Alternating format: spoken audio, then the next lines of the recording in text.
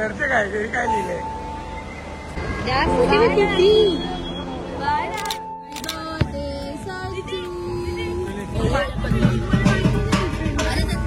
पण I am just loving it. I mean अख्ख्या कॅम्पसमध्ये मी एकटी चालते.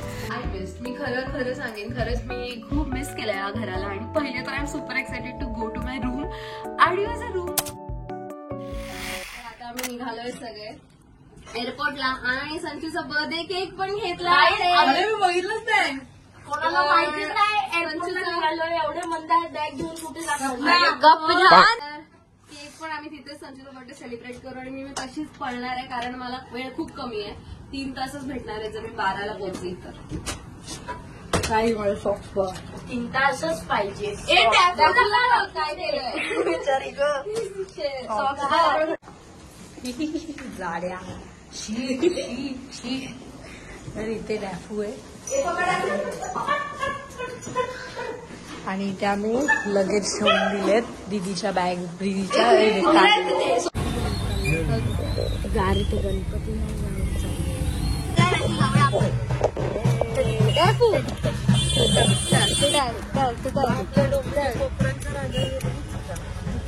गणपती चालले नाही, गणपती आले.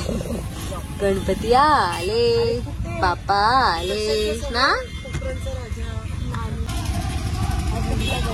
गणपती कुठे गणपती बाप्पा मोरया.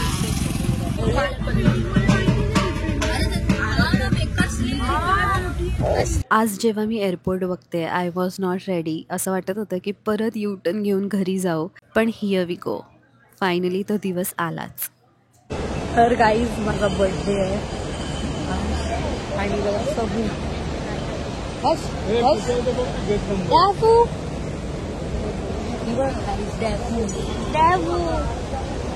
काका माझा आता केक कापणार आहे आम्ही लोक इथे. काही झाले मी चष्मा घातलाय, नवीन वाला चष्मा घेतलाय. हो आता दिसत नाही. दाड्या काय झालं? काय झालं? नमस्ते नमस्ते नमस्ते. Hey, who that? Who are they? Who? Happy birthday, Sanju. तर गाईज इथे केक आणलाय. केक आणलाय.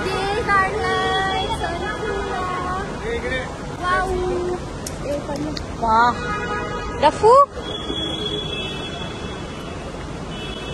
हे रील करूया. रील काय रील रील गाईज इथे फोटोशूट चालू आहे.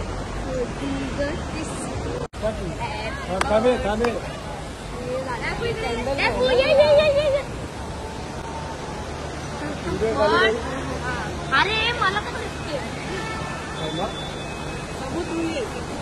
One, 2, 3 go. Happy birthday to you. Happy birthday to you. Happy birthday dear Sanju. Happy birthday to you. पप्पांचे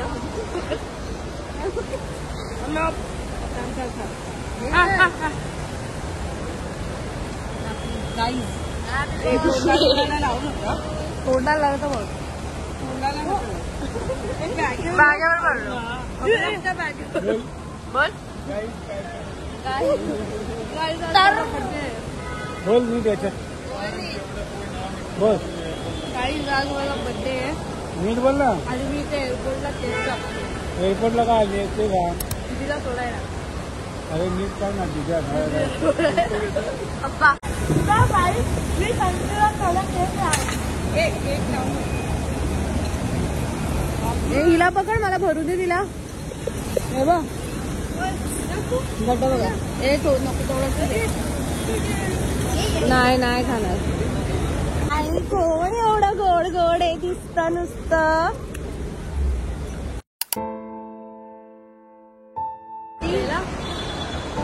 तर आज आहे सर काय ते काय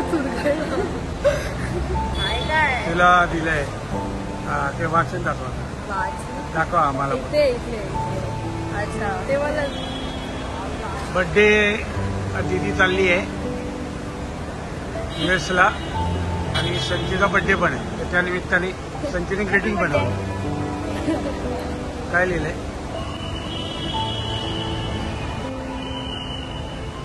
सोनेचा रूम तिला मिळणार त्याबद्दल तिने लिहून दिलंय. आता बॉसिंग तिची चालणार.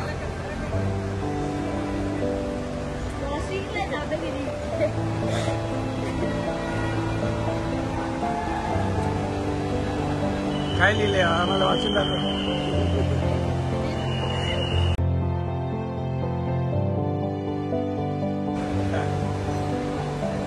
अरे आम्हाला तर कळू दे काय लिहिलंय. रूम मिळाला तिचा त्याबद्दल खुश.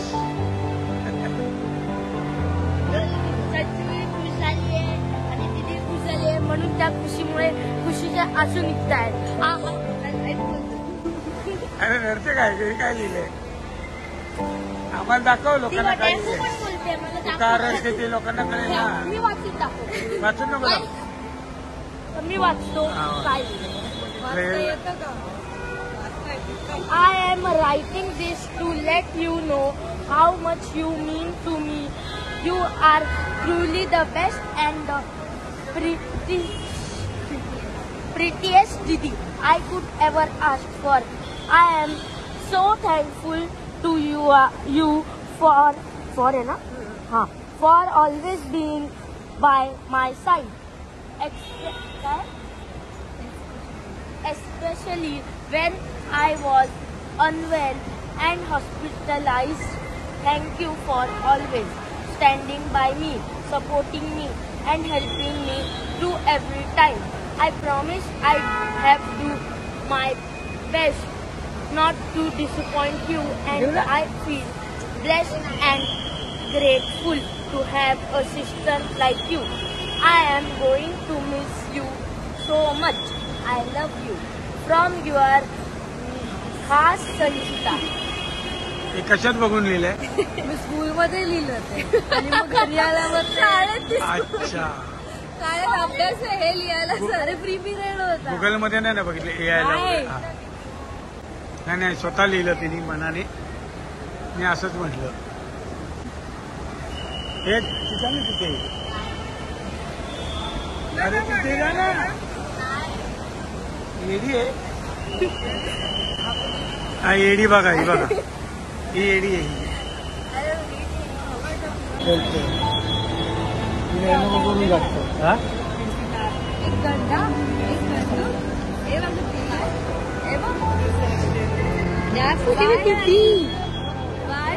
सोनू ते माझे माणसं हे काढ पहिलं.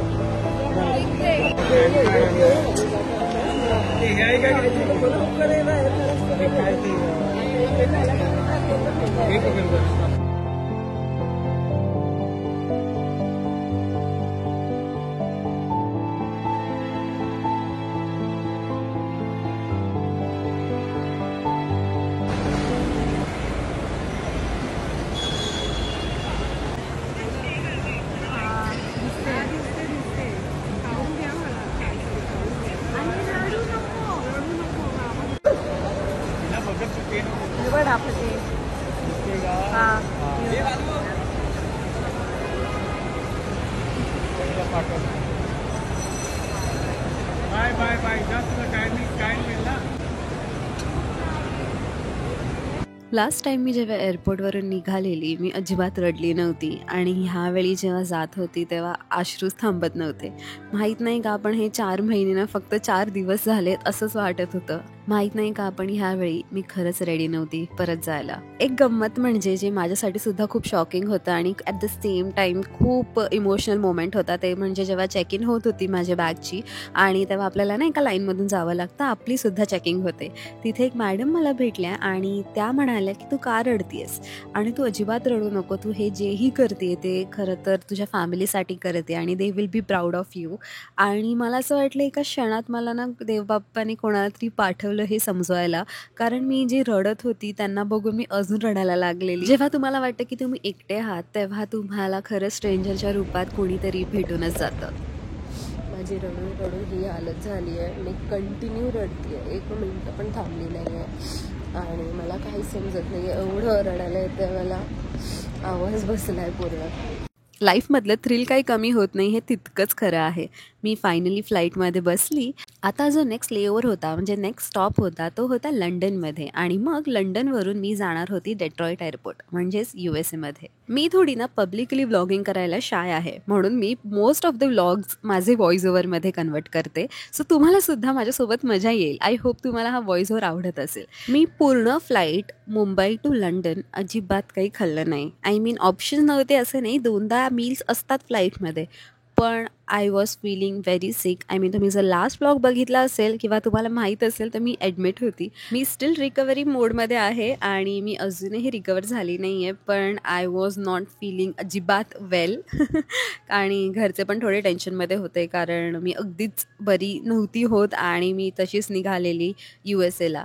पण हीच लाईफची मजा असते. तुमची लाईफ परीक्षा घेत असते आणि तुम्हाला टेस्ट करत असते तुमचा पेशन्स, सगळंच.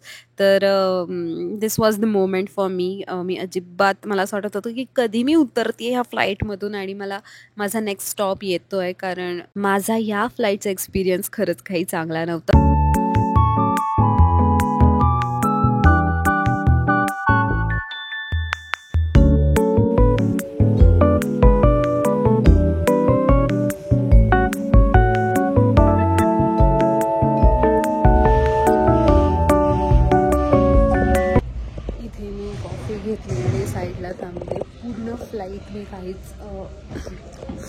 पूर्ण फ्लाईट मी काही खाल्लं नाही आहे आणि खूप मळमळत होतं आणि पहिल्यांदा मोशन सिकनेस फ्लाईटमध्ये मला झाली, म्हणून मी आता जस्ट कॉफी घेतली आहे, कारण I am not feeling anything. म्हणजे मला खायचं मनच नाही आणि आता खूप मोठं चालायचं आहे, कारण गेट नंबर 40 आहे आणि आता मी 35 गेट नंबरवर आहे. तर इथे भरपूर चालायला आहे आणि माझा आवाज गेला आहे, त्या रिझनमुळे मी जास्त ब्लॉग नाही करत आहे.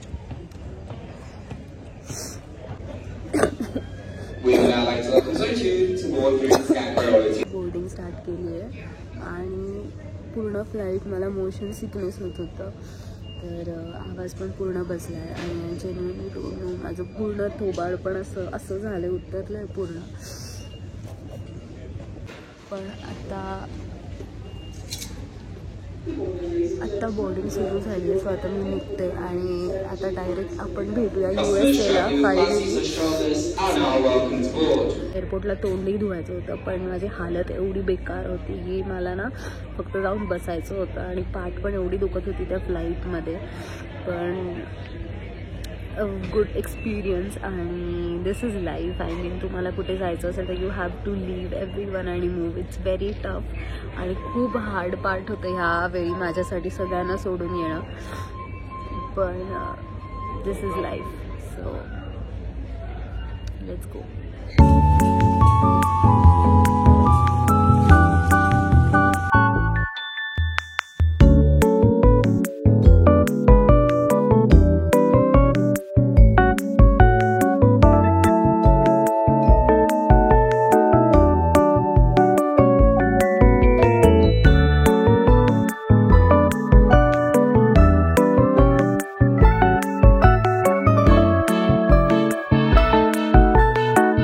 काहीतरी लागलंय आणि हे मला आत्ता कळतंय.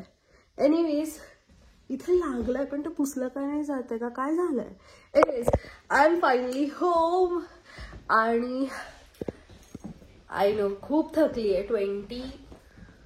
ऑलमोस्ट 24 आवर्स झालेत मला ट्रॅव्हल करून आणि I am finally back at this place. Oh my God, look at this house. I missed. मी खरं सांगेन, खरंच मी खूप मिस केलं या घराला आणि पहिले तर I am super excited to go to my room आणि माझा रूम बघायला. पण this is the view from my house. I am just loving the dhoop here जे आय मिस्ड. पण आय एम व्हेरी टायर्ड, खूप थकली आहे. I just want to go to my room. This place, kitchen, everything. तर चलो वर जाते आणि तुम्हाला रूम पण दाखवते. Let's go.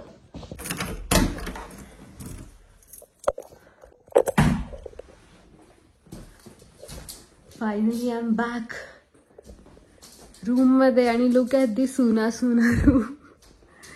O my God, मला विश्वासच नाही होतोय की आय एम फायनली बॅक आणि आता मला हे सगळं पूर्ण क्लीन करून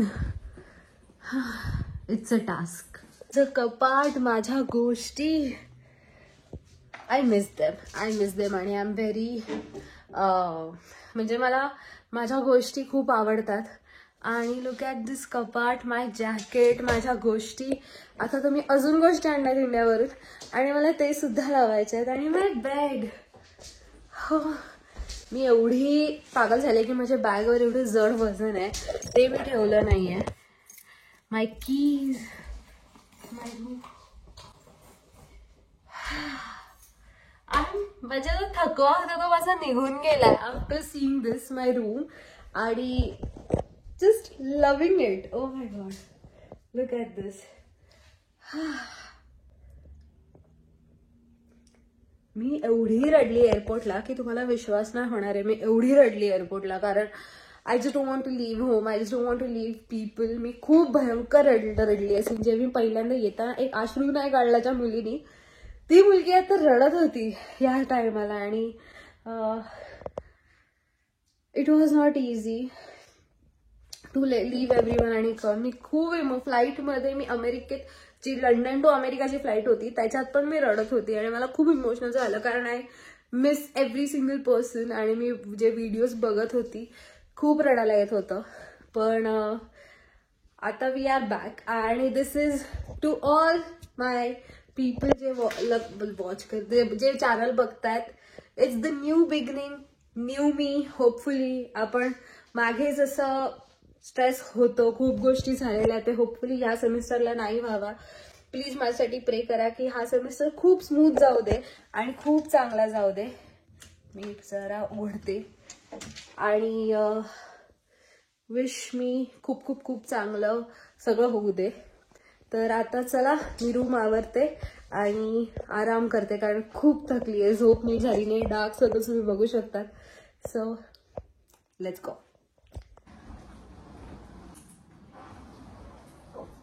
इट्स दी डे